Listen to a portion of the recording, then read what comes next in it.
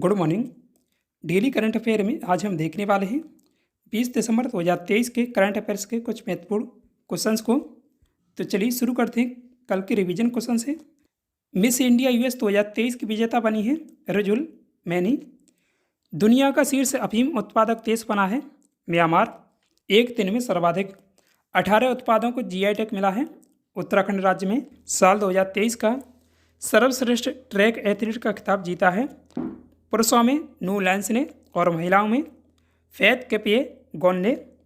चालू वित्त वर्ष में देश का औसतन मासिक जीएसटी कलेक्शन 1.66 लाख करोड़ रुपये रहा है। पीएम जनमत योजना को जनजातीय कार्य मंत्रालय द्वारा शुरू किया गया है। यूके की पत्रिका ईस्टर्न आई ने टॉप 50 एशियाई स्टार्स की लिस्ट 2023 जारी की है। इसमें शीर्ष स्थान पर शाहरुख खान है। अभी हाल ही में मालदीव ने भारत के साथ हाइड्रोग्राफिक सर्वे एग्रीमेंट को ख़त्म करने का फैसला किया है। केन्या देश ने दुनिया भर के विजिटर्स के लिए जनवरी 2024 से वीज़ा फ्री एंट्री शुरू करने की घोषणा की है। नितिन साहनी ब्रिटिश भारतीय संगीतकार को बुकर अवार्ड की जजिंग पैनल में सदस्य नियुक्त किया गया है। आज का फर्स्ट क्वेश्चन है, विजय हरारे ट्रॉफी 2023 का खिताब किसने जीता है? हरियाणा के द्वारा ये खिताब जीता गया है। हरियाणा ने राजस्थान को हराकर पहली बार विजय हरारे ट्रॉफी जीती है। इस ट्रॉफी का आयोजन 12 नवंबर से 16 दिसंबर 2023 तक किया गया। इस टूर्नामेंट में 38 टीमें भाग लेती हैं। इसका पहला संस्करण आयोजित किया गया था 1993-94 में और इसका आयोजन करा था बीसीसीआई। बीसीसीआई की स्थापना हुई थी दिसंबर 1928 में। इसका बीसीसीआई का मुख्यालय मुंबई महाराष्ट्र में है। हाल ही में किस राज्य की लाकाडोंग हल्दी को जीआई टैग मिला है? करेक्ट आंसर है ऑप्शन नंबर ए, मेघालय की हल्दी है। लाकाडोंग हल्दी के साथ गारो डकवंडा ये पारंपरिक महिलाओं की पोष है।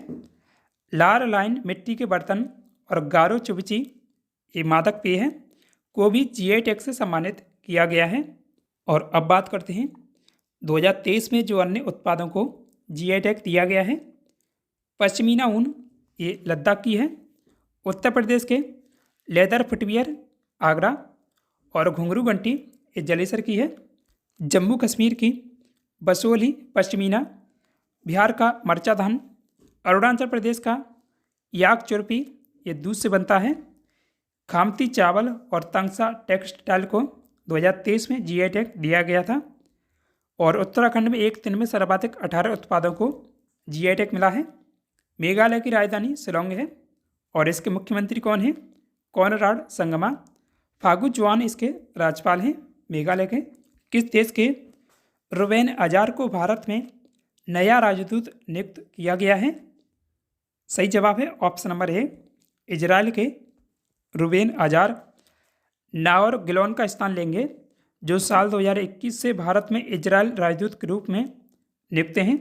रुबेन अजार श्रीलंका और भूटान में अनिवासी राजदूत के रूप में भी काम करेंगे।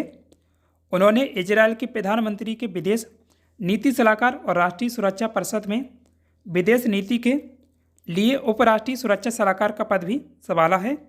अजार साल 2014 से 2018 तक वाशिंगटन में इजराइल दूतावास में उपराजदूत भी रह चुके हैं।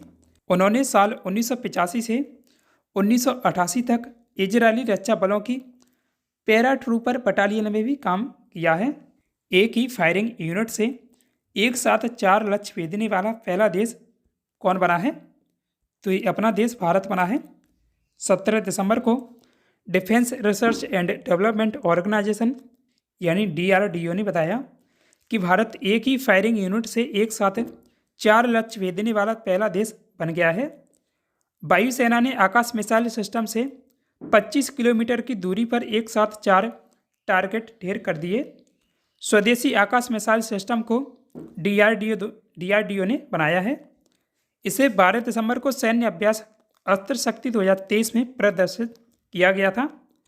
आकाश सतह से हवा में मार करने वाली कम दूरी की मिसाइल है। इसे रेल या सड़क मार्ग से तेजी से कहीं भी ले जाया जा सकता है और कम समय में तैनात किया जा सकता है। DRDO की स्थापना हुई थी 1958 में। नई दिल्ली में इसका हेडक्वार्टर स्थित है। देश की पहली सोडियम आयन बैटरी किसने लॉन्च की है? तो केपीआईटी टेक्नोलॉजी के द्वारा लॉन्च की गई है। केपीआईटी टेक्नोलॉजी कंपनी के सह संस्थापक और अध्यक्ष रवि पंडित हैं। केपीआईटी का मुख्य व्यवसाय ऑटो उद्योग को सॉफ्टवेयर आधारित समाधान प्रदान करना है। सूरत डायमंड वॉर्स का उद्घाटन किसने किया है? पीएम मोदी के द्वारा इसका उद्घाटन किया गया है। गुजरात में बनी सूरत डायमंड वॉर्स यानी एसटीवी बिल्डिंग दुनिया की सबसे बड़ी इंटरकनेक्ट और अमेरिकी रक्षा मुख्यालय पेंटागन से भी बड़ी ऑफिस बिल्डिंग है। सूरत डायमंड वॉर्स में 4,500 से ज़्यादा ऑफिस हैं। एसटीवी को 3,500 करोड़ रुपए की लागत से बनाया गया है। इस बिल्डिंग का कंस्ट्रक्शन फरवरी 2015 में शुरू हुआ था और अप्रैल 2022 में इसका काम पूरा हो गया। एसटीवी को सूरत की डायमंड इंडस्ट्री ने मैन्युफैक्चरिंग और ट्रेडिंग दोनों के लिए वन स्टॉप हब के रूप में स्थापित किया है। सूरत दुनिया में 92% नेचुरल डायमंड की मैन्युफैक्चरिंग करता है। अगस्त 2023 में गिनीज वर्ल्ड रिकॉर्ड में इस बिल्डिंग का नाम दर्ज हुआ था। यह इमारत 35.54 एकड़ में फैली है, जिसका build up area 67 lakh square feet है। इस इमारत को इंडियन ग्रीन बिल्डिंग काउंसिल यानी IGBC से प्लेटिनम रैंकिंग मिली है। एसडीबी एक नॉन प्रॉफिट ऑर्गेनाइजेशन है जिसे कंपनी अधिनियम 2013 की धारा 8 के तहत बनाया गया है।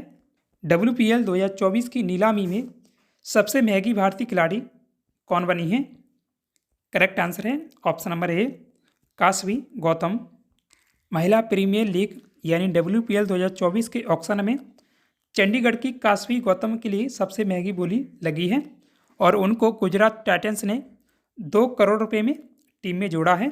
काशवी गौतम WPL इतिहास की सबसे महंगी अनकैप्ड यानी जिसने अंतर्राष्ट्रीय क्रिकेट नहीं खेला है खिलाड़ी बन गई हैं। काशवी घरेलू क्रिकेट में एक पारी में 10 विकेट लेने का कारनामा कर चुकी हैं। ऑस्ट्रेलिया की युवा ऑलराउंडर एनावेल सदरलैंड को दिल्ली कैपिटल्स ने 2 करोड़ रुपए खर्च करते हुए अपनी टीम में जोड़ा है और वह कैप्ड खिलाड़ियों में WPL की नीलामी में सबसे महंगी खिलाड़ी बन गई हैं। WPL 2024 के ऑक्शन में बिकने वाली तीसरी सबसे महंगी खिलाड़ी वृंदा दिनेश रही हैं। वृंदा को यूपी वॉरियर्स ने 1.3 करोड़ रुपए खर्च करते हुए टीम में जोड़ा है। WPL का दूसरा संस्करण 2024 में मुंबई में आयोजित किया जाएगा। इसका पहला संस्करण 2023 में खेला गया था और WPL में टीमों की संख्या 5 है। WPL 2023 की विजेता है मुंबई इंडियंस। हाल ही में अडानी ग्रुप ने इंडो एशियन न्यूज सर्विस यानी IANS की कितने प्रतिशत हिस्सेदारी खरीद ली है? सही जवाब है ऑप्शन नंबर ए 50.5%। यह डील अडानी ग्रुप की subsidiary AMG media networks limited और IANS प्राइवेट लिमिटेड के बीच हुई है। इस डील के बाद AMG को IANS कंपनी के वोटिंग अधिकारों वाले इक्विटी शेयरों के साथ बिना वोटिंग अधिकारों वाले इक्विटी शेयर भी मिलेंगे। IANS के सभी ऑपरेशन और मैनेजमेंट कंट्रोल AMG के पास होगा। IANS की स्थापना साल 1986 में हुई थी, जिसका हेडक्वार्टर है नई दिल्ली में। अडानी ग्रुप ने AMG मीडिया नेटवर्क लिमिटेड की स्थापना साल 2022 में की थी। गौतम अडानी की कंपनी अंबुजा सीमेंट ने ग्रीन एनर्जी प्रोजेक्ट पर कितने करोड़ खर्च करने की घोषणा की है? सही जवाब है ऑप्शन नंबर ए 6,000 करोड़ रुपए। अंबुजा सीमेंट ने एक्सचेंज फाइलिंग में बताया कि कंपनी यह निवेश 2026 तक करेगी। इस इन्वेस्टमेंट से ग्रीन एनर्जी का प्रोडक्शन कॉस्ट करीब 20% तक कम होकर 6.46 रुपये प्रति यूनिट से घटकर 5.16 रुपये प्रति यूनिट रह जाएगा। अंबुजा सीमेंट यह इन्वेस्टमेंट गुजरात में 600 मेगावाट सोलर पावर और 150 मेगावाट विंड एनर्जी पर करेगी। राजस्थान में 250 मेगावाट विंड एनर्जी प्रोडक्शन पर भी खर्च किया जाएगा। Adani green energy limited, Adani energy solutions, Adani ports and special economic zone और ACC लिमिटेड ने साल 2050 तक नेट जीरो कार्बन एमिशन का टारगेट रखा है। अंबुजा सीमेंट का टोटल रेवेन्यू सालाना आधार पर 8% बढ़कर 3,670.4 करोड़ रुपये से 3,969.8 करोड़ रुपये हो गया है। हाल ही में किस देश के अमीर शेख नवाफ अल अहमद अल जाबिर अल सबा का निधन हो गया? इनका काफ़ी लंबा नाम है। करेक्ट आंसर है ये कुवैत के जो नवाब थे, अमीर थे, शेख नवाफ क्राउन प्रिंस बनने वाले दुनिया के सबसे उम्रदराज शख्स थे। अमीर के निधन पर भारत में 17 दिसंबर को एक दिन का राजकीय शोक रहा है। शेख ने सितंबर 2020 में कुवैत की सत्ता संभाली थी।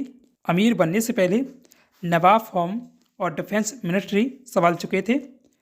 शेख नवाब के निधन के बाद 83 साल के क्राउन प्रिंस शेख मिसाल अल अहमद अल जाबिर अल सबा कुवैत के नए अमीर होंगे। ऑयल रिजर्व के लिहाज से कुवैत दुनिया का 6वां सबसे बड़ा देश है। ऑयल प्रोड्यूस करने वाले देशों के संगठन ओपेक और गल्फ कॉरपोरेशन काउंसिल यानी जीसीसी में कतर खास मेंबर है। आज के लिए इतना ही। अब जानते हैं कल वाले सवाल का उत्तर। किस वर्ष भगत सिंह और राजगुरु ने लाहौर में सैंडर्स की हत्या कर लाला लाजपत राय की मौत का बदला लिया? करेक्ट आंसर है 1928 में। 17 दिसंबर 1928 को भगत सिंह और राजगुरु ने अविभाजित भारत के लाहौर, जो पाकिस्तान में है, में अंग्रेज अधिकारी सैंडर्स की हत्या कर लाला लाजपत राय की मौत का बदला लिया था। उनके निशाने पर पुलिस अधीक्षक जेम्स स्कॉट था, लेकिन पहचान में गलती के कारण सैंडर्स की हत्या हो गई। इसका आंसर आपको कमेंट में देना है। आपके लिए टेस्ट क्वेश्चन है, इसरो द्वारा सबसे भारी रॉकेट GSLV मार्क 3 का सफल परीक्षण कब किया गया था? तो इसका राइट आंसर आप कमेंट में कमेंट करें। दोस्तों, उम्मीद है आपको वीडियो पसंद आया होगा। वीडियो को लाइक करें, साथ ही डेली करंट अफेयर्स के वीडियो पाने के लिए अपने 4 आवर्स स्टडी चैनल को सब्सक्राइब भी कीजिएगा। Thanks for watch this video.